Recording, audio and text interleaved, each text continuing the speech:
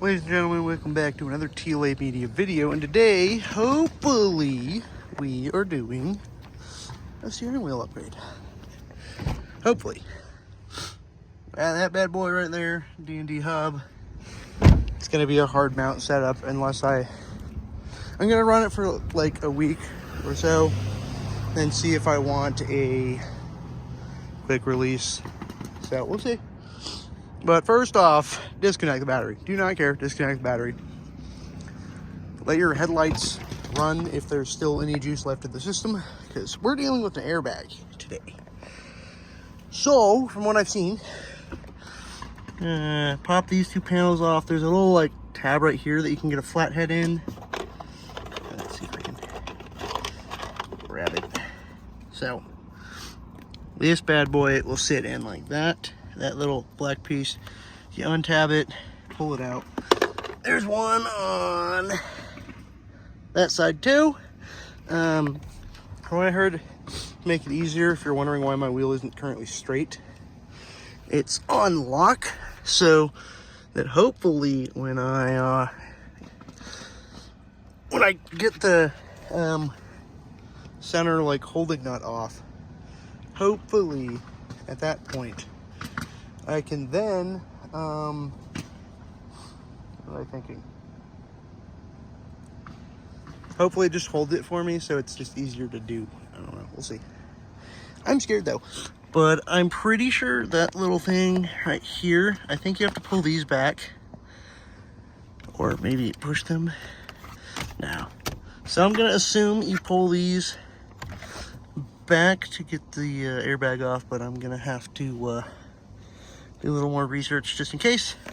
So I'm not trying to get this thing blown up. So, see how this goes. All right, so while it's still mostly attached, so this little silver tab, you're not touching this part. You're pushing that part inwards down to get it off of those.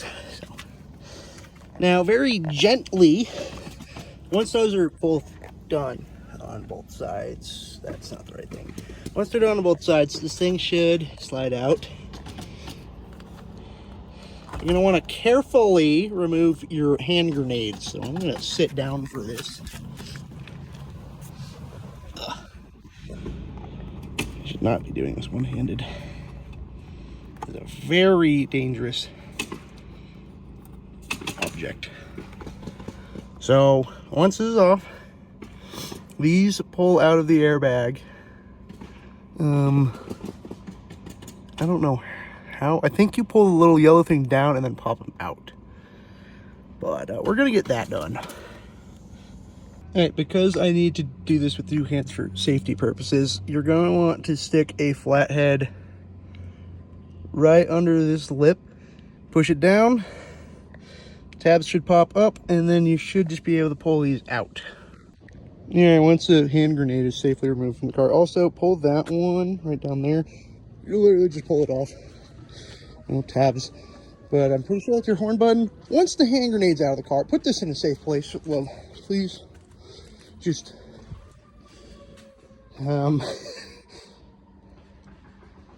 least destructive area. I'm just gonna gently put that there. It's on plastic. Plastic does not conduct electricity. I'm gonna move this. There we go. Keep it away from electrical items. Oh god, that's a generator. Should be fine. It's on plastic. The dust might conduct something. No, we're just not gonna think that way. I'm gonna get back to the YouTube video. That clears enough radius for that to be safe. And hopefully not damage anything in the unfortunate event it were to go off. Ignore the roofers, they're loud. Anywho, most of this is on 2015. I don't know if there's any differences, but I know for the second gen there's a difference between the radios from a 2013 and 2011, so that's cool. So, that nut, you're going to want to take this off. That's why this is locked, so it can't move, hopefully. Obviously, you're going to want to disconnect everything. I think these should just yoink Yoink. All right, that's disconnected from, oh, there's one more. Hold up.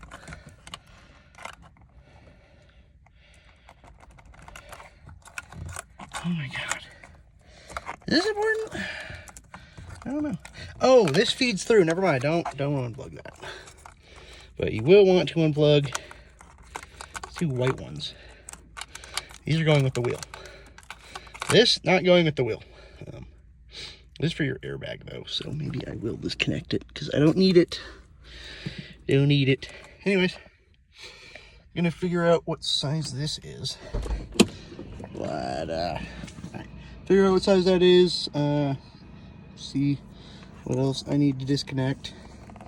I know that I'm going to need to disconnect that because I need to take my traction control off, because that's what that little thing is a traction control mount for, so I can keep that at least, which is just 2 fillet heads. So we're gonna get cracking on this thing. Totally not sketchy at all. All right, so for explanation purposes, this is a 19. I already broke it loose, so that's good. Actually, while this is in here, I'm going to take off the thingamajig. See if I can. It's not the best angle, I know. Hold on. Here we go. Gonna take a Phillips. My God. Oh my God. I'm gonna get a bigger Phillips. This little pocket screwdriver is not doing the job. Hold on. All right, so we got this far. I'd recommend marking your hub on top dead center. I know that this is the top because this is the little pull through that's supposed to be on the top of the old wheel for all the things that I don't need, like all the buttons. The only thing I have is the cruise control because I want to keep that. So, yeah. This is for the horn. I have no idea how that attaches. Like, I don't know what I'm looking at, okay? This horn button also just doesn't stand, so I'll deal with that when I deal with that. I pretty much never use my horn, so currently I don't care, but eventually I will. Obviously, let me get this one over here. Secured. I have no idea what to do with any of this stuff. I don't know what any of it does. So yeah, this one I know is for the buttons this one's for the buttons because it leads over here to the buttons. This one, I don't know what that's for. I'm gonna assume for the paddles, but I don't know. Oh, my next problem with keeping said paddles is I don't have a mount for them to keep them, which is very unfortunate. Also, the button is in between here when you click down, so that's a little disappointing. I'm not surprised. Got a little glimmer of hope there for a second. I thought I could just remove all the wiring and put it on, but nope. This one's for the horn, so I don't know how that's gonna work. I'm not cutting anything like a certain person I know, but he's not gonna watch this video anyways. But when you do go to lock, so that obviously it's easier to get the nut off, you can mark it on this piece and then obviously top dead center. My top dead center was extremely close to this, and I'm assuming it's at this lock because every time I take out this nut and I rotate it, this either goes down here or it goes here or here. So that's as close as I can get from when I remember it being. I also know that this one's top dead center for this wheel, so I'm just gonna torque this down. I'm gonna find the torque spec real quick so that we can all be safe doing our shenanigans. And yeah, I'm gonna find the torque spec, go get my torque wrench, and we'll get cracking on putting the finishing pieces on. I need to attach that to the plate actually, but we'll get there when we get there. All right, so from what I found, that is 37 foot-pounds. It will be like trying to spin the whole thing. That's why you go to lock. So I'm gonna find another bolt because I'm missing one for that piece. I really doubt I have another black Allen lying around, but hopefully I do that fits that hole. If not, just gonna throw the wheel on, throw that on, and I'll figure out the bolt later because I'm pretty sure I can just read through anyways. So yeah, I'm gonna show you. Next clip will be the final product because I need to find the Allen that fits those. So I will be back shortly. But always, when you're torquing something, press the end of the torque wrench down so it's as flat as possible, so you minimize the risk of stripping anything and you get the most accurate torque reading. So there you go. You don't need to buy one of these nice, fancy, expensive digital ones, but get a torque wrench. Safety first, guys. Or just have a shop do it if you're not comfortable. That airbag sketched me out holding it, I'm not gonna lie, but we're all good now. We're all good now. All right, look at that, boys. It's on. As far as these Allens go, this is NRG, so actually, I don't know. I'm assuming the Allens came with the wheel, but dandy hub, dandy. I need to get another bolt for this, apparently. I'm gonna do this at a different date. It is connected, though. I just, there needs to be a bolt holding that on. So, luckily, I don't drive this car that often. That's why I'm even considering doing this. I find the steering position of this not that bad. This is a little smaller of a wheel. Let me just grab. I have no idea what millimeter this is. I bought this secondhand from a friend. You can definitely see the size difference all the way around. Smaller wheel, which means it's probably going to be a little harder to turn. Obviously, I can switch out the wheel anytime and just sell this one. But for now, I like it.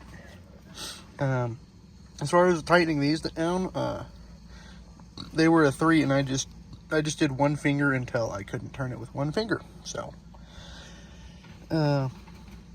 personal preference, but it is your safety. So on your car, do whatever you want to do.